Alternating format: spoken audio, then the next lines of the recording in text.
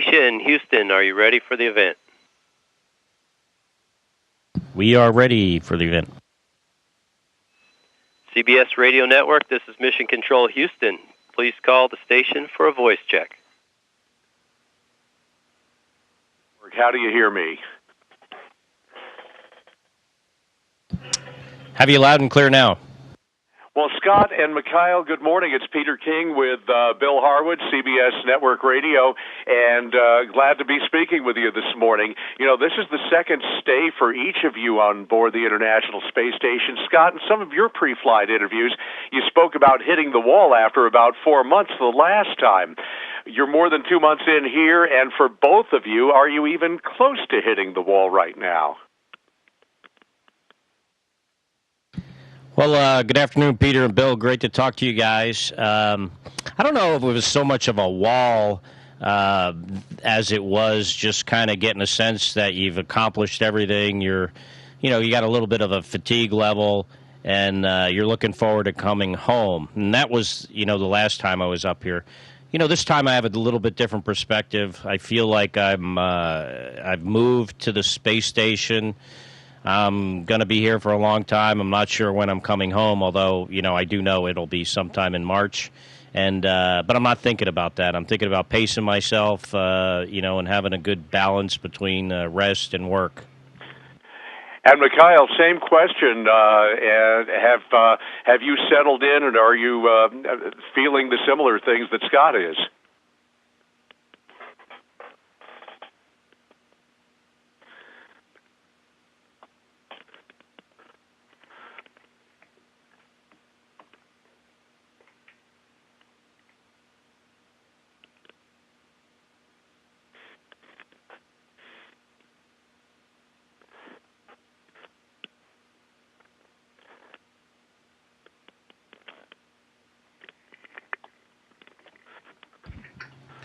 Ну, я не могу сказать, что здесь санаторий. Well, I'm not saying it's a resort. It's a workplace. And all depends on how well you will manage to convince yourself that you have got to be there, you got to be doing productive work. And we have convinced ourselves, both myself and Scott, that we know what we expect. And at this time, I don't even think about it. I know it's not going to happen too soon. And we will be expecting just working towards the end of the year. Thanks a lot. Hey, Scott, Mikhail, this is Bill Harwood at the Kennedy Space Center. We've been following the Progress mishap and its impact on you guys, not so much from a supply standpoint, but how it's affected the schedule. Scott, I was wondering if you got any updates about crew rotation. Are Anton, Terry, and Samantha coming home next Thursday, or is that still up in the air? I think they had a tentative date of next Thursday. I haven't heard of any official announcement. I think Roscosmos, the Russian Space Agency, is going to come out with something here probably pretty soon, maybe today. And I think next Tuesday is when we're going to hear about the future launches. I think they're planning to announce some launch dates, or I don't know if they'll be tentative or firm, but I think we're expecting to hear that next Tuesday. Well, however it plays out, you guys are obviously going to be a bit short-handed there longer than you originally planned until the next Soyuz flies. What impact, if any, will that have on research in general and on the one-year mission research in particular? Well, we do a lot of research on board the space station. There's a lot of work to do, not only the science, but maintaining the facilities up here. So when you go down from a crew of 6 to a crew of 3, obviously, you've lost half of your crew time available. So it does have an impact, but it's an impact we plan for. And, as you know, we used to have a crew of 3 on board the space station, and even at one time a crew of 2 people. So it's something we can adjust to, and we'll do just that. I think the science that is related to Misha and I is a pretty high priority. But we just finished today one of the first data takes of this fluid ships experiment, which is a pretty interesting and important experiment where we were in this lower body negative pressure device in the Russian segment doing a bunch of scans, ultrasounds and stuff. and other scans on our eyes and the vessels in our heads. And we don't have another one of those until August. So, I think we'll continue to do science on board, but certainly at a reduced rate. Scott, it's Peter again, and you're getting ready to do some major modifications and moving around for the new commercial crew vehicles due up there in a couple of years. Reader's Digest version, what have you got coming up ahead in the coming weeks and months? Well, we just actually finished moving the PMM, which is a pressurized multi-purpose module. It's what used to be called the MPLM, but it stays on board the space station. It's a big closet storage facility that is very important, actually. It really changed their operations up here from when I was here last time. Just having more volume to stow our hardware makes things a lot easier. But that was on the bottom of the space station, on the bottom of Node 1, and we just moved it to the front of Node 3. So it's kind of in plane with the rest of the space station. I kind of like it there. It's kind of like your, closet or garage, so it's a little bit out of the way. I like it a little better that it's kind of in plane. You're not, going out of plane when you get into it, although it is upside down, so you have to turn 180 degrees around. So we did that, and that opens up a docking port on the bottom of Node 1, so we can have redundant docking ports for cargo vehicles, so we can have 2 docking ports for crewed vehicles, and hopefully in the next 2 years we're gonna use those. But to have that docking port in Node 1, we're going to have to rewire the space station to get it ready to have a docking port there. And we're also moving some of our equipment that's in the lab, that'll be for a galley, into Node 1, so there's a lot of work to be done in that area too. So we are doing somewhat of a reconfiguration of the space station. We got some of the work done already, but we still have a lot more to come this summer. Yeah, Scott, this is Bill. All that reconfig work and, the docking adapters you guys are going to install, I guess you're going to move PMA3 and all of that, plus all that internal wiring. That all assumes those spacecraft are going to come up there in 2017. One of the things that struck me down here is Congress has never fully funded commercial crew, and it's looking like it might not get fully funded this year. I realize that asking an astronaut in space about politics is always tricky, but what do you say to people about the commercial crew and the importance of getting those vehicles up and running? Well, it's really important to us. I think it's really important to our nation. We do the best with what we have, and I'm not familiar with the details of our budget, but I hope commercial crew gets funded at a level that we can work with and keep to our schedule. But again, I don't know the details. As far as the work that needs to be conducted, I think we'll press ahead as if those vehicles will show up in 2017 as scheduled. And if they do get delayed, at least the space station will be prepared for them. It's Peter again, and for both of you, you're up there for almost a year. You do the work day in and day out. You exercise hard every day, and you do the things to keep the space station running and get into a routine. What keeps this fresh and new every day for both of you?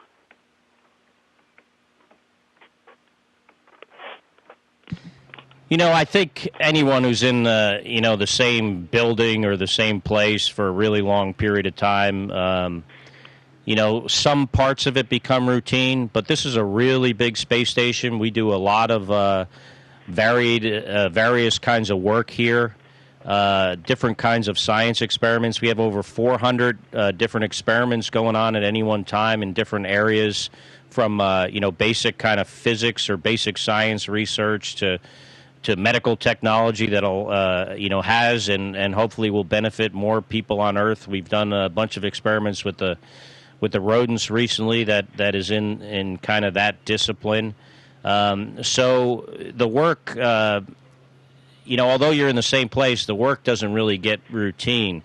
As an example, this week we've done a lot of human research. Like I said, Misha and I in the Russian segment using some hardware that's never been used there before.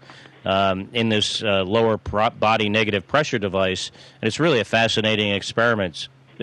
This Sunday we're going to be doing working with the rodents again. Terry and Samantha just finished changing out a fan pump separator on one of our spacesuits that needed fixing. We have a lot of packing to do before the Soyuz goes home. recently got rid of SpaceX. So as you can see, we have a lot of varied activity. So it really doesn't get routine.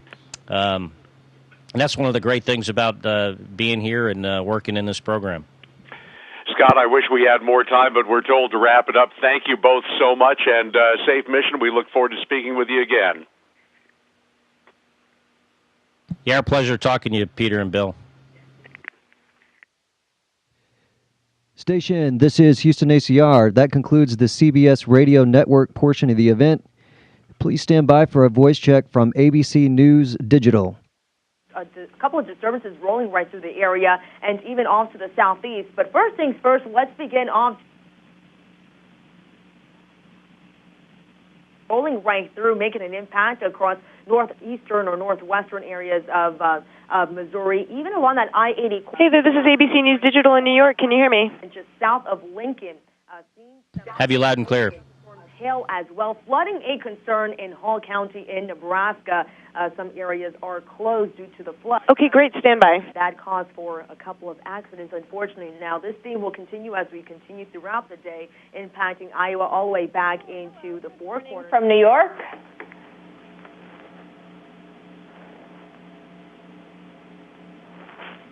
Say again. Hello? Hello, how do you hear me? Yes. Hello, space station. Can you hear me? I have you loud and clear. Excellent. Thank you.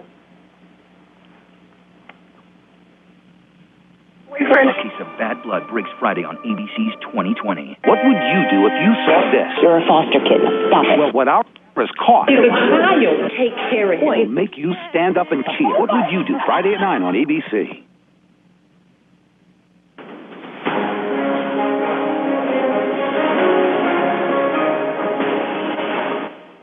It's been 3 months into their glorious ride around planet Earth. Astronaut Scott Kelly and Russian cosmonaut Mikhail Kornienko selected to spend a year in space on board the International Space Station. The test, seeing how far the human body can go in such an extreme environment. Hello, I'm Ty Hernandez in New York. And now, joining us live from the ISS, astronaut Scott Kelly and cosmonaut Mikhail Kornienko. Good morning to you both. Scott, you were both selected as flight engineers for this expedition. We're going to start with you, though. How has it been living and working in space for the past 3 months? What's the biggest challenge? Well, the biggest challenge is, being in the same place for such a long period of time and having a pretty heavy work schedule. But, a lot of people do that. And, we get to work in this important program and, get to live in this incredible environment with microgravity and the views of the Earth we have outside. So, it really is a privilege. I think we both feel privileged to be here and do this. The advantage with us is we had both been here before, so it's not new, and it's something that we really enjoy, and we look forward to continuing throughout the rest of the year and next year. And Mikhail, what are your expectations for your one-year mission?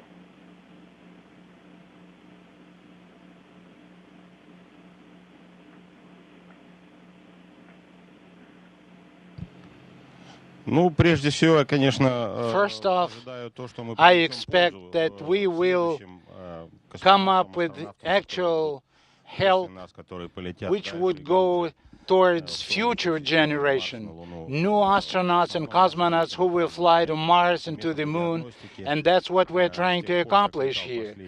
We are trying to better understand the specifics, the nuances and subtleties which we have progressed tremendously in. And we, these days, can very thoroughly examine the reaction of human body to a lengthy space flights. And that's the focus of our flight. This is not the only thing we're trying to accomplish, but that's the main thing. Scott, Mikhail just mentioned you are performing a lot of research on the mission, but you are also a living, breathing experiment to see how astronauts might fare on a long trip to Mars, say. Is it true they're going to compare you with your twin brother when you return to Earth to see how the mission has affected you physically? Well, like you said, there's a lot of research that goes on board here, about 400 different experiments in all different kinds of disciplines. Some of them are related to exploration, and that's the one-year science that Misha and I are doing. You know, how does the body adapt for longer periods of time, and what do we need to do to protect it so we can go further from our home planet someday? And the research with my brother is a small part of that, somewhat related, and that's kind of in the genetic realm of how does this environment affect us on a genetic scale. So they're collecting data from my brother and samples, certain types of scans, CAT scans on different parts of his body.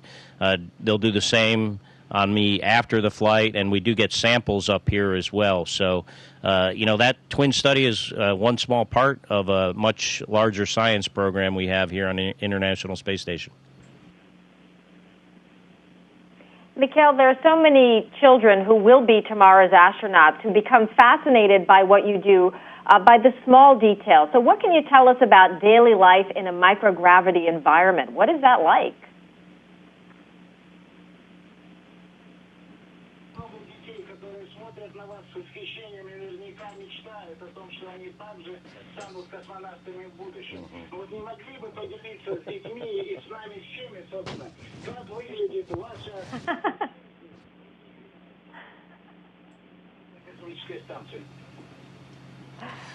Ну, в основном наша жизнь состоит из экспериментов. Well, most of all, we're doing science. The station is a huge science lab. And we are working here for the benefit of the science. We start our day at 6 a.m. We wake up, have some breakfast, and we run a daily planning conference. And after that, we start work and finish everything up by 6 p.m. And by all means, during the day, we're running physical exercises. This is almost a must. It's either a velo or treadmill or ARAD, which turned out to be outstanding device, which helps us out with a variety of different things that help us to stay fit. We perform hygienic procedures, and it's very similar to how we live on the ground. It's a wake up in the morning, it's work, it's meals, and the only thing we're lacking is a swimming pool that we don't have this luxury up on the station. Well, I hear it's like living in a swimming pool, so hopefully you don't miss it too much. Scott, I hear that you watched the movie Gravity while on the ISS. That actually, I wonder if that's true. And also it made me think about what you do in your downtime. I mean, Mikhail just gave us a good sense of your daily schedule, but I mean, did you bring your Kindle? What personally did you bring to make the downtime easier for you? Yeah, so we did watch the movie Gravity. We recently got a projector, HD projector up here. Not only for entertainment, but also from some work-related things. We could do video conferences on it. We can run some software. That's important to planning for spacewalks, for instance. But, you know, I read. We have an iPad with some software on it. You can read books.